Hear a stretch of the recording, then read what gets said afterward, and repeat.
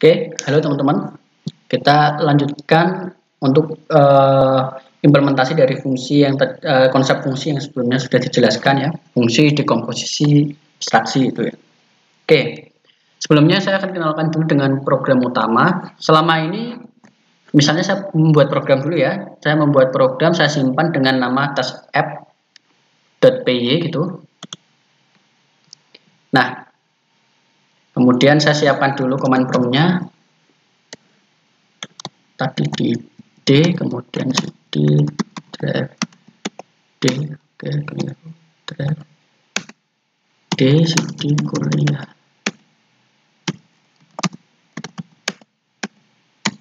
Dasarnya banyak sekali.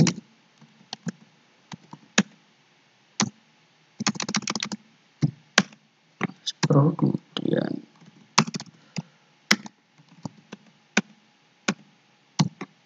oke, ini saya simpan di sini nanti biar bisa saya compile Python.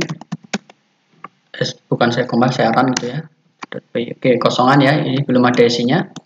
Nah, selama ini kita membuat program tanpa program utama, artinya kita langsung buat di sini print. Misalnya saya punya input ya, misalnya I sama dengan input seperti ini, lalu akan saya outputkan itu. Ini misalnya adalah kamusnya, ini kemudian ini adalah algoritmanya. Terus misalnya kalau seandainya saya mau kasih kondisi if I genap itu ya, misalnya print genap else print ganjil, misalnya kayak gini. Kemudian ini kita kasih integer, kita casting ke integer karena I yang kita masukkan nanti yang kita inginkan adalah integer. Nah, kita masukkan misalnya 12, oh 12 genap. Kemudian kita masukkan 3 ganjil, seperti itu ya. Jadi langsung di Python-nya di kodenya seperti ini. Nah, dulu sebelum Python dikembangkan sampai sekarang, Python 3 itu sebetulnya program utama Python itu memuat suatu struktur utama program, atau kita sebutnya sebagai istilahnya main program. Jadi dia memiliki main ya, yang itu didefinisikan di Python itu sebagai simbol, biasanya begini, if name sama dengan main, seperti ini. Nah, program utama kita itu semuanya dijalankan di sini. Jadi ini harus kita pindah gitu kalau dulu ya. Jadi seperti ini. Nah, kenapa kok dulu menggunakan mekanisme yang rumit seperti ini ya? Ini kita coba run dulu apakah ini akan berhasil. Dan berhasil ya, ini sudah jalan, sama saja tidak ada itu. Jadi kenapa kok dibuat program utama seperti ini dahulu? Karena barangkali program yang dikembangkan dengan Python ini itu berisi banyak sekali baris program, atau program tersebut juga berisi program yang terpisah-pisah di file yang berbeda-beda, sehingga akan sulit bagi programmer pemula misalnya itu untuk mengetahui program yang menjadi driver atau menjadi penggerak dari semua program subprogram yang kita buat itu tadi, itu yang mana, itu kan sulitnya di situ. Oke, ini saya kasih contoh saja. Misalnya kita akan pisahkan ini di fungsi ya. Kita berarti buat fungsi ini, saya indentasinya saya betulkan dulu. Def is genap seperti ini, misalnya ini saya kasih I, lalu saya isi, saya tidak memerlukan ini. Oke, mungkin saya akan menggunakan temporary gitu. Saya kembalikan. Berarti ini saya isi H itu sebagai boolean kan. Itu sama dengan true. Nah, lalu I kita akan coba panggil fungsi isGenap. Jadi kita akan coba panggil fungsi isGenap diisi I seperti ini. Ini tanpa program utama ya, jadi kita sudah punya subprogram yang berupa fungsi seperti ini, kemudian kita panggil saja secara langsung, di mana ini berlaku sebagai global ya, sifat skupnya, cakupannya.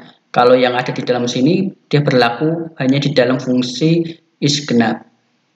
Jadi makanya ini saya indentasi ke dalam, ini saya indentasi ke dalam, ini saya indentasi ini ke dalam lagi. Artinya apa yang ada di sini indentasi satu ini itu yang memiliki adalah fungsi is genap. Nah, karena ini fungsi, kita tidak bisa langsung gunakan ya, kita bisa tampung ke suatu variabel, misalnya A, lalu kita print A seperti ini. Oke, ini kita coba jalankan. Misalnya 12, nah dia true. Kemudian 1 itu kan genap, ganjil, berarti dia false. Nah, gampangannya seperti ini ya. Ini juga bisa langsung dipanggil, jadi ini cara yang pertama, kita tampung di variabel. Cara yang kedua adalah kita bisa langsung cek secara langsung dengan memanggil fungsi tersebut.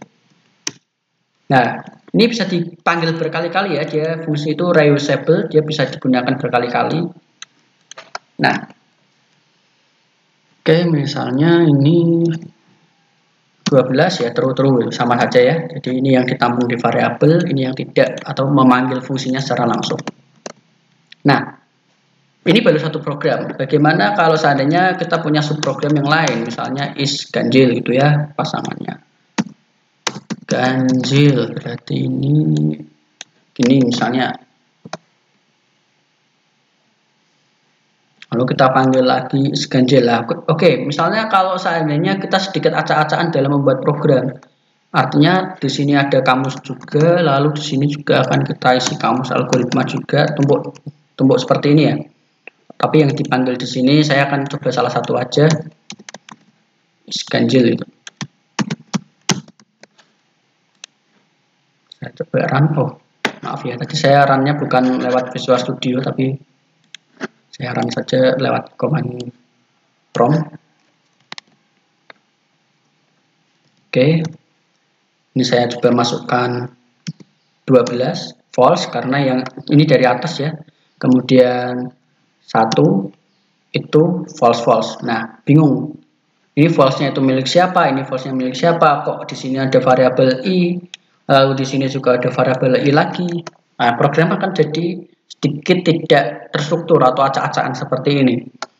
Jadi kita memerlukan program utama supaya kita bisa menempatkan suatu penggerak atau yang memanggil beberapa subprogram tadi atau yang menggerakkan beberapa subprogram tadi di satu tempat. Nah, sehingga kita perlu membuat satu tempat tadi. Oke, kita gunakan mekanisme seperti ini. Jadi ini fungsinya kita buat dulu sebelum program utama kita, lalu kita buat program utama sebagai fungsi tanpa pengembalian, itu boleh. Kita kasih nama main itu misalnya. Oke. Lalu kita berikan indentasi yang mengindikasikan bahwa ini adalah yang berada di program utama. Nah, setelah itu yang kedua ya, yang ini saya ganti is ganjil. Jadi yang pertama itu untuk ngecek is genap, yang kedua adalah ngecek is ganjil. Nah, kemudian kita panggil mainnya tadi. Nah, seperti ini. Nah, seperti ini ya, sudah lebih sedikit, menurut saya ini sudah lebih sedikit terstruktur ya. Kalau kita kasih 3, berarti 3 yang akan kita masukkan tadi. Apakah dia genap? Dicek yang pertama ini. Oh, tidak ya. Dan kemudian di print tidak, itu false itu. Kemudian is ganjil, apakah bilangan 3 yang kita masukkan tadi adalah ganjil, itu bisa jadi berarti jawabannya benar ya, true ya, berarti dia true. Kemudian kita panggil di global yaitu fungsi main. Atau versi lengkap dari program utama kita, selain kita membuat def main kemudian kita panggil main seperti ini, kita perlu mendefinisikan juga main. Nah, ini kalau kalian gunakan Visual Studio itu bisa otomatis di enter ya, name main. Jadi ini adalah program utama yang dahulu sejak zaman dulu gitu Python gunakan untuk mengindikasikan ini sebagai program utama di Python. Jadi kita panggil saja fungsi yang dia itu mengindikasikan program utama, yaitu si main tadi. Oke. Nah, ini versi lengkapnya. Jadi ini disebut dengan program utama atau kita sebut juga sebagai program driver. Nah, kemudian ini subprogram yang kita buat, dekomposisinya dia berupa dua fungsi, yaitu fungsi isgenap, isganjil gitu. Nah, kalau docstring itu apa sih? Docstring cuman keterangan saja di sini. Ini adalah fungsi ganjil dengan parameter i, itu misalnya cek ganjil itu. Nah, misalnya ini, nah, keterangannya, docstringnya bisa kita buat seperti ini atau menggunakan petik ya, karena mungkin barangkali berbaris-baris yang kita buat. Ini cek. Nah, itu misalnya kita ada kasus yang lain ya, misalnya ada kasus yang lain yang boleh ikut ujian itu cuman yang dia punya NIM genap misalnya. Jadi kita buat lagi def ikut ujian gitu misalnya. Kita buat variabel alias i gitu misalnya, atau a juga nggak masalah, atau bebas, yang mengindikasikan ini nanti akan digunakan untuk integer ngecek si NIM-nya tadi ya. Barangkali ini NIM saja lah untuk memudahkan. Kemudian kita cek. Jadi di sini pengecekan tidak perlu membuat if NIM, itu tidak perlu karena kita sudah punya is ganjil dan is genap. Yang diperbolehkan apa? Is genap. Berarti yang diperbolehkan ikut ujian is genap. Ya sudah, kita panggil aja is genap. Lalu kita kirim ke NIM. Nah, di sini kita perlu kembalikan. Nah, yang terakhir ini saya beri keterangan print apakah NIM ini misalnya itu sebagai, kita anggap itu sebagai parameter aktualnya untuk NIM misalnya ya. I itu apakah NIM itu dia bisa ikut ujian atau tidak gitu ya. Bisa ujian. Nah, ini saya kasih koma lagi, saya panggil ikut ujian dalam kurung diisi i. Nah, seperti ini. Oke. Kita coba run. Saya masukkan misalnya 5 digit aja yang di belakang itu ya. Misalnya NIM-nya 12345 false. Ini untuk tadi ya, karena ngecek genap dia tidak genap, kemudian dia ganjil benar. Terus apakah NIM 12345 bisa ikut ujian? False, tidak. Nah, perhatikan bahwa ikut ujian di sini dia memanggil fungsi yang lain, yaitu fungsi is genap. Ini juga bisa dilakukan seperti itu. Jadi tidak hanya fungsi-fungsi tadi itu dapat dipanggil di driver atau di main program, itu tidak seperti itu. Dia juga bisa digunakan di fungsi yang lain. Nah, ini contoh implementasinya. Ini oke.